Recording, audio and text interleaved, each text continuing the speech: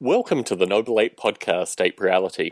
I'm Tom Barbalet, and today a number of changes have been made with the Noble Ape simulation recently, and this is almost exclusively due to Bob Mottram. So the typical format would be to do a walkthrough with Bob Mottram, but today I've decided that probably I can give something of a walkthrough with the hope that I will be able to touch on a number of the things that are new and in the simulation. And I wanted to start by talking about the social graph, which is really something that I've been working on with the view that the social simulation needs a graphical representation. And the idea of the social graph is almost like a particle simulation, if you can imagine a two-dimensional particle simulation, where the individual apes are particles in the simulation, and their interaction with other apes either draws them to or attracts them from these other ape-represented particles. So rather than having a spatial representation of where the apes exist in space, you actually have a kind of floating representation of the various social networks that the apes form. And the thing that had struck me as interesting initially is that when disputes evolve between various tribes of apes, various apes are kind of ejected at quite great velocity from the social group that they were part of previously. And then other apes have to kind of pick and choose, and you get these beautiful kind of clusters forming where what was once a coherent society kind of breaks apart. Typically a radical ape is ejected initially, and then a few apes kind of straggle along, and really they form a new tribe, and you get this beautiful graphical representation of the new tribe being formed versus perhaps what, well, you probably see it in a physical representation as well, but certainly as a way of just cutting through a lot of the social graph interaction, this is really quite critical, and I think it's a beautiful way of doing it. Now, in terms of the actual integration of it, I currently have a GPI, which stands for Generic Platform Interface version, which enables me to do compilations on Mac, Windows, and Linux and just experiment with this. There are certain aspects of it, particularly associated with kind of mass ejection, which isn't particularly aesthetically pleasing currently. There needs to be some kind of weighting and rescaling associated with these social graphs as they move around. But it is a pretty interesting way of getting to terms with what's actually happening with the Noble Apes on a kind of social level, and I think it's going to be something that I'll continue to develop, and I guess will probably go in an additional window. Now, folks may remember a long history associated with the various versions of the Noble Ape simulation, and the kind of poor stepchild of the simulation has been the Linux version, the Linux graphical version versus the command line version. And what I've maintained up until now has been a relatively simple Linux version, which in large part was due to the early work of Pedro Ferreira. Bob, very thankfully, has picked up the graphics version of, the graphics Linux version, and now has produced just a amazing both Fedora and Ubuntu installer, Debian package installer. And really, it makes releasing the simulation very easy on Linux. Obviously, I need an Ubuntu system in particular to do the release properly. However, they seem to be relatively easy to come by. I have access to various Ubuntu machines, and the process is so simple in terms of creating the Debian package that, it's the kind of thing where I think probably the Linux releases will be done in parallel now with the Mac and Windows releases. In fact, really the difficulty now is actually finding a Windows machine, because my wife has converted over to Mac, so we will pretty well be a Mac and Linux house going into the future. I'm going to probably have to maintain some kind of Windows system so I can do Windows builds of the simulation. Other feedback that I've received recently, a fellow by the name of Chris McIntosh has been maintaining a Windows 7 version of the simulation. I've not tested on Windows 7, but that in and of itself will be very interesting.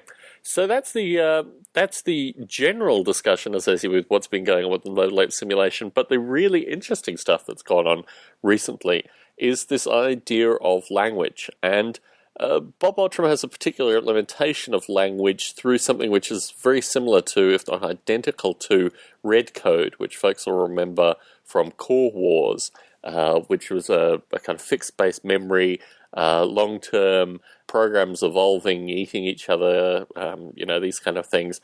Well, not so heavily on evolution, but mainly associated with survival of the fittest, or at least perhaps survival of the most brutal. Bob has combined these ideas together with the existing Noble Ape cognitive simulation, and also the notion of communication. So these programs are run in a kind of communicative sense, and this creates some relatively interesting results initially. I must confess, it's not that I was slightly skeptical, I just thought that red code itself probably wouldn't be enough to do the stuff that Bob wanted to do.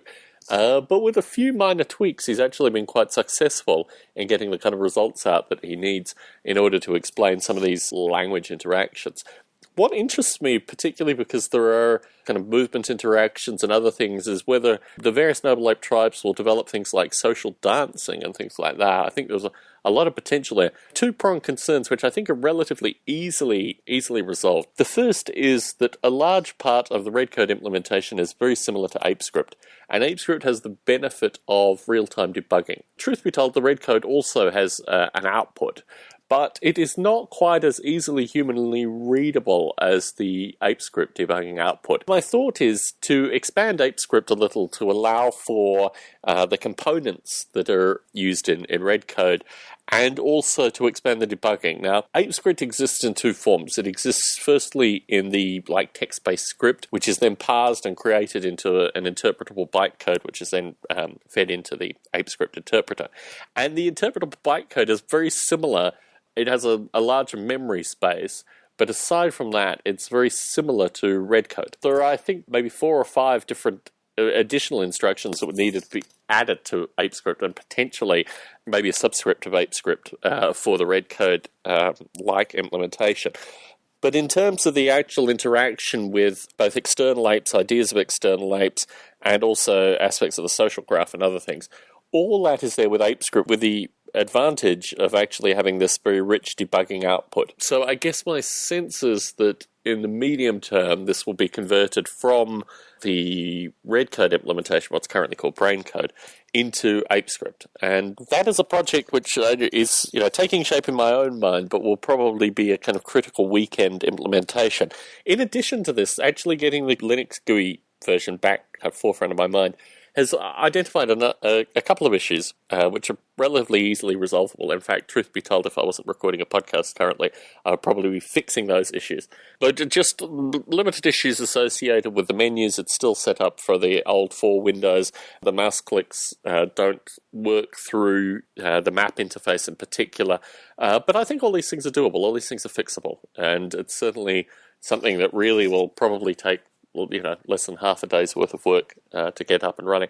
But the amazing ability just to see this all, and particularly the compatibility stuff, be handled very swiftly in a Debian package install is just amazing. And really, a lot of the hair pulling and various other things that I had trying to get these installations actually working, Bob Mottram has been able to resolve relatively rapidly. I mean, in the space of probably less than a week.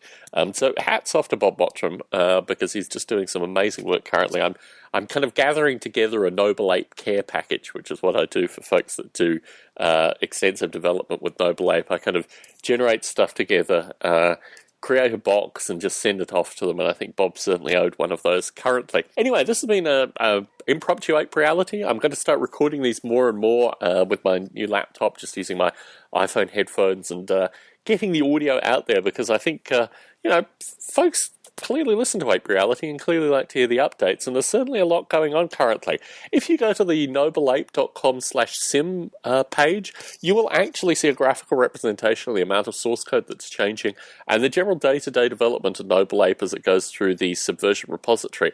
We've also created a launchpad site which mirrors what's going on in Subversion, but will be used for the Debian and other Linux distribution installations, which will be very exciting when it gets off the ground. My understanding is just by doing what we're doing currently, these things will be picked up almost passively. This was just a description of one artificial life developer, I think Bob Winkelsman, who does the crediting development, told me that this would be the case. Thank you very much for tuning into this Ape Reality. Like I've been saying with the previous Ape Realities, I really like getting listener questions because it gives me a kind of format to actually create these podcasts. Otherwise, I'm pretty well freewheeling through whatever's going on currently or whatever's happening in my own thinking. And yeah, currently my life is pretty time consuming in terms of actually putting out podcasts. I have a podcast obviously with Heron Stone and also the Biota Lives. I refloated Biota Live briefly. The second monologue was getting a little tiring, but I am starting to get folks who are interested in doing interviews again. So I think probably the Biota podcast will return in kind of semi-frequent force. Obviously, Model Rail Radio is my flagship podcast. I can't escape from that. There are just too many listeners. So Model Rail Radio is certainly not going anywhere. Obviously, CWF Gamecast, similarly. I'm having a lot of fun with that, actually. It's funny because I've never really thought of myself as a kind of role-playing game or wargaming geek, but they've been very welcoming to me, those folk. There's a kind of amazing vein between artificial life, wargaming, and model rail, and I guess I'm exploiting that in some quite perverse way. If you want to get in contact, tom@nobleape.com. I'm also obviously on Facebook and Twitter, although I keep my Twitter feed private just because I don't like the constant search engine grabbing. But yeah, certainly hit me up on Facebook, drop me an email, tom@nobleape.com. Let me know what's on your mind. The original manuals for Noble Ape have come out on Lulu. I'm waiting for them to arrive on Amazon. I should actually put this out. They're considerably cheaper than they were previously, and the electronic version is just a real steal. So if you go to lulu.com and type that into the front page, you will have two options. And the two options are the paperback version, which is actually a really nice paperback, for $7.64. It's just astonishing how cheaply you can get those out there, and I think that's 15% off. Or the real steal, if you're a digital book person, is just $2.99, and that's 40% off. And yeah, both of those are available from lulu.com. This is the US language edit.